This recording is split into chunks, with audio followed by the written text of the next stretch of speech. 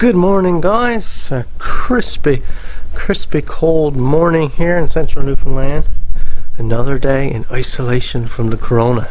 Now, this whole self-isolation thing is pretty easy for me because I don't really like anyone enough to visit to visit anyways. But no, that's not entirely true. I'm pretty close with my family, but I honestly don't do much visiting. Myself, my wife, my little family. My wife visits around a little more than I do and goes to a few things, but I hardly leave the garden here. Just go from my workshop to the house. If I do go anywhere, it's on the bike or something, just by myself. So it's pretty easy, not much of a change for me. Got to be a little more careful when I go out, like to the store and stuff. I just make sure I wash up and clean up good. But it's not really much of a lifestyle change for me. There's that DeWalt saw. If you haven't checked out my last video, go ahead and do that. My DeWalt saw stand, sorry. Saw still hasn't come in, hoping it comes today or tomorrow. Today though, a little bit of a project day, doing some work. I'll show you right now my little flatbed utility trailer. I'm going to need it soon. So yesterday I had Dad pluck it out of the snow with the front end loader, and then I shoveled it out as best I could. And now I've got to get it out here, pump up one of the tires, just do a little inspection, make sure everything is good to start towing it around again. Spring is setting in, and got a couple mild days, supposed to have some real warm weather coming up, although today it's down, well, last night early this morning was down like minus 15, and still quite cold right now, but it's going to warm up.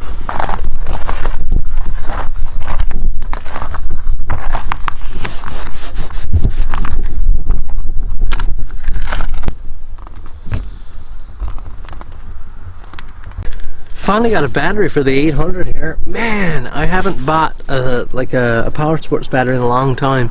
They're expensive. The cheapest battery I could find was at a general store here in town, Robinson's General, sponsors Newfoundland hobbyists.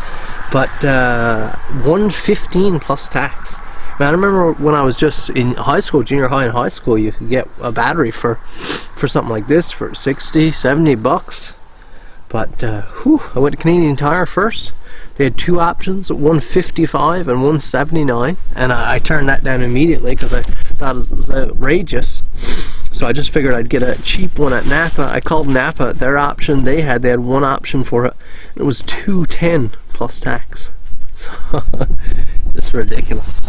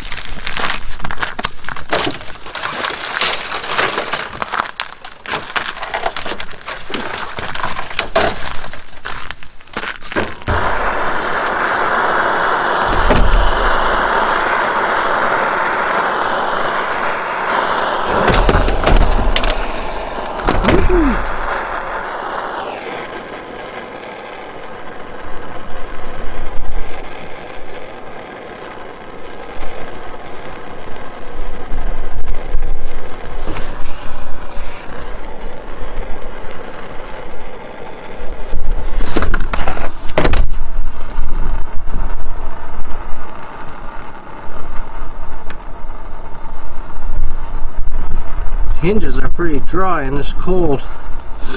Probably between ice and rust and seized up a little bit after sitting all winter. Pretty stiff. When I put her up, that this back gate was really nice and loose. Me and my oldest girl just there in the fall took all the latches off and everything and cleaned up this trailer.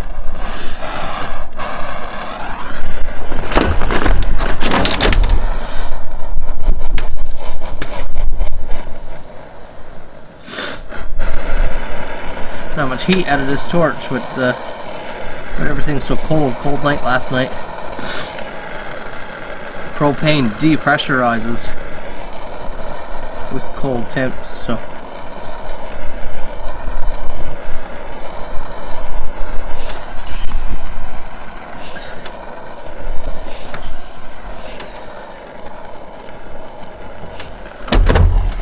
That should have fixed it. Oh yeah.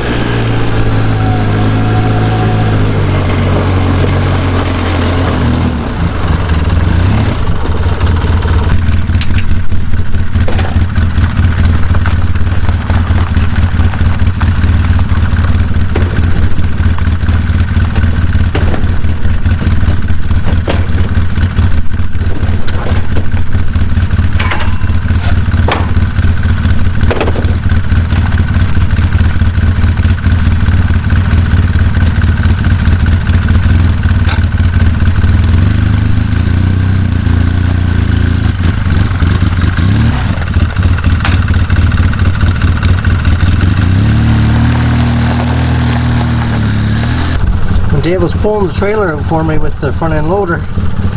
Didn't quite think it through, but my tow straps are here.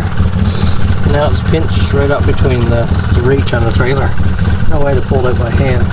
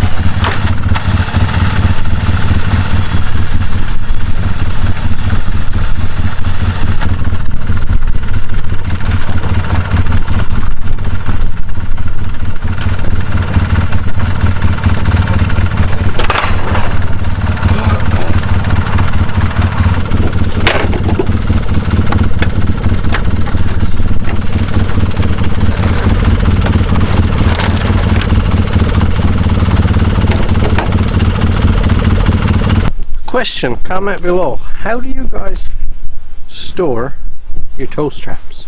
Because there's nothing worse. I absolutely hate going into the pouch on the bike or the toolkit in the back of the truck, and your strap is just all unwound and all out through everything, and it's a pain to get anything else out.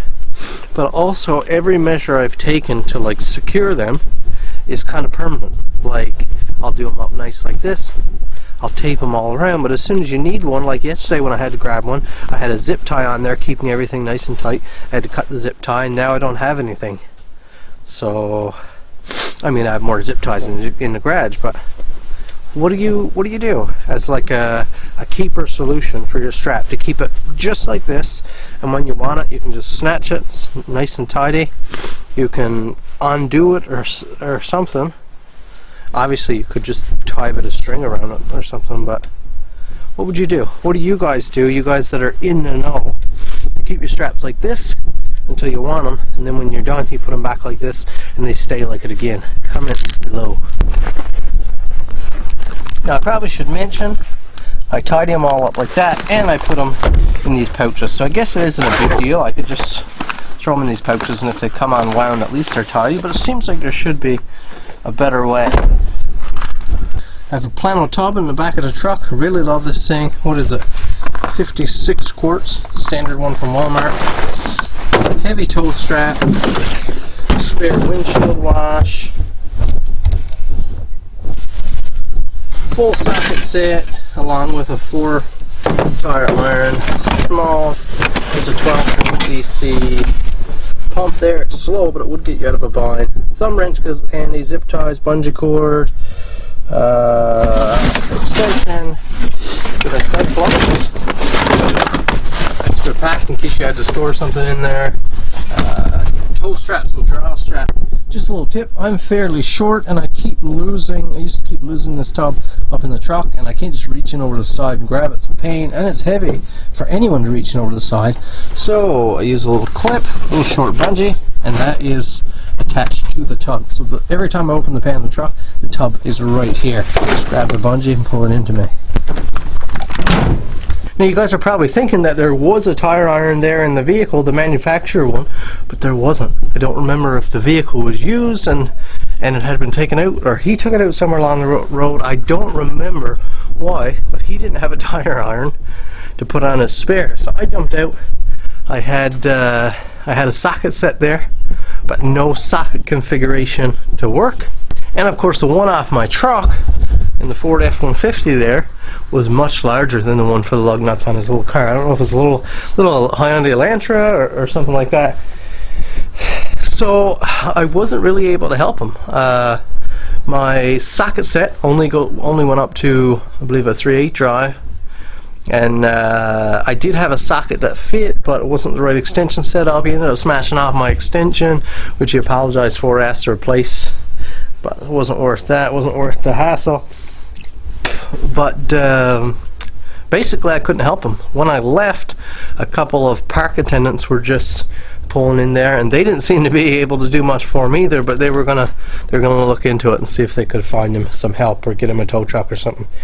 So I came home and said that I needed a 4-tire or a universal tire iron so that I would never be caught in that situation again, that I could help anyone stuck on the side of the road. It's just also a lot less hassle too. You think you pull over up to some damsel in distress, you young man looking for a partner for life, and instead of digging through her vehicle or through whoever's on the side of the road, instead of digging through their vehicle and getting their manufacturer tire iron, you just reach in the container, the toolkit there in the back of the truck, and you have your own, and you can address it right away without pulling out all that toolkit and stuff, all the garbage that manufacturers send. So just a nice way. Highly suggest universal 4-tire iron like that. Well, guess what? First off, it has warmed up into a beautiful, beautiful day here now, but also my new saw is here.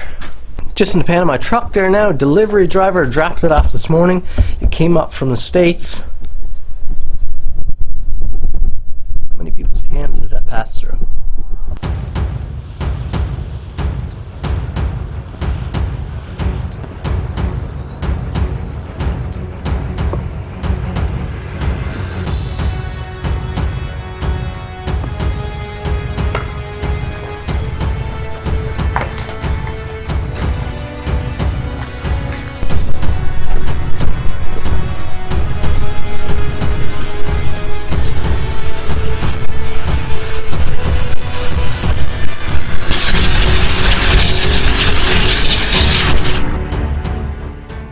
all jokes aside here, guys, this is my new DeWalt.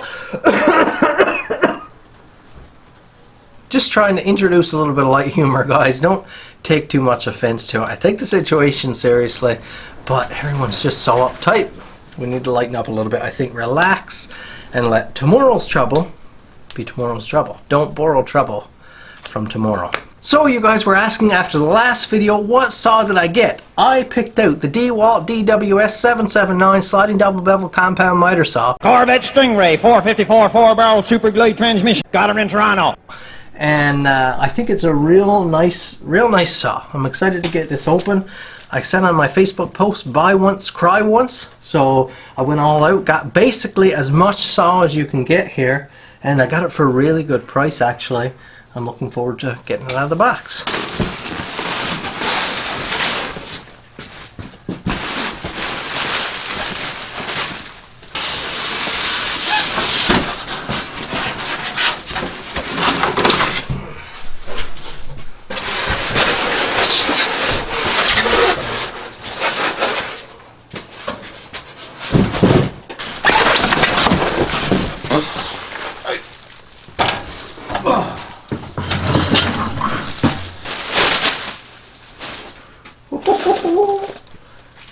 What a rig!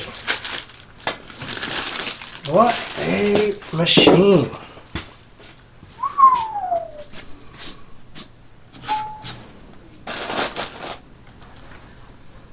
Ooh, I like that. That is an awful lot of saw.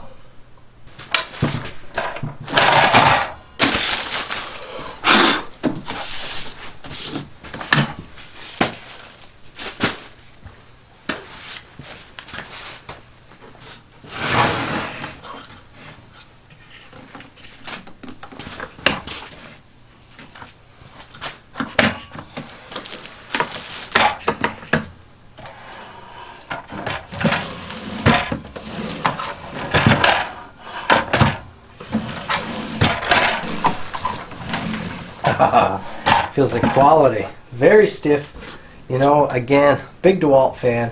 This is a sliding, so you can see it slides on these bars in here, and that gives it the ability. Most standard chop saws are like my dad's would be. A standard, Dad has a 12-inch. This is a 12-inch blade here, which is pretty much the I think it's the biggest you can get. I've never seen any bigger. Maybe on certain like not mass-produced saws, but this is 12 inches like the biggest that you see. But most saws are fixed in this position and they just go up and down. This saw allows you to also slide. So this will cut a 2 by 14.5, I believe. Or if you're talking like 1-inch board, 1-inch pine or something like that, it'll cut, I believe, a 16.5-inch piece of material, which is a massive cut capacity, and that's what I wanted, to be able to cut some big planks, to be able to snip off stair treads without flipping and making 2 cuts. I wanted to be able to do it all. This one also flips both ways, but we'll get into all the details later. So like I said, guys, buy once, cry once. I'm a young fellow, mid-20s, still trying to build up a tool set that will last me a long time and do everything that I want it to do. And I'll give you a whole review and overview on what I think of the saw later. That's not the purpose of this video. But like I said, this is pretty much as you can get in a saw. The only thing that you can get more than this is the 779. The 780 is one step above, and it has the XPS guide light system, and it's not a laser. I do like the laser type systems, but the XPS system is even better. It works by projecting a light on either side of the blade, and it actually projects your kerf onto your material. So it's not a laser that you have to make sure is in line with your blade. It's the actual reflection off of your blade. It's pretty neat if you want to go look at some videos. But you can buy that kit and install it right on this saw, and it's actually cheaper than buying the whole saw together. So I might pick up that kit in the future. Maybe not. We'll see. It would be pretty neat. But thank you guys for watching this video. I really appreciate it. I hope you're all doing well. Like I said, I'm praying for you guys, and I hope that you're not losing your sanity. I know a lot of you guys are stuck inside. That's why I'm trying to be more on with the content, get more out, keep you guys entertained. But thanks for watching my video. Hit the like button. Tell me what you think of this video. Subscribe to my channel if this is your first time here. I'd really like to have you around. We'll see you in the next video.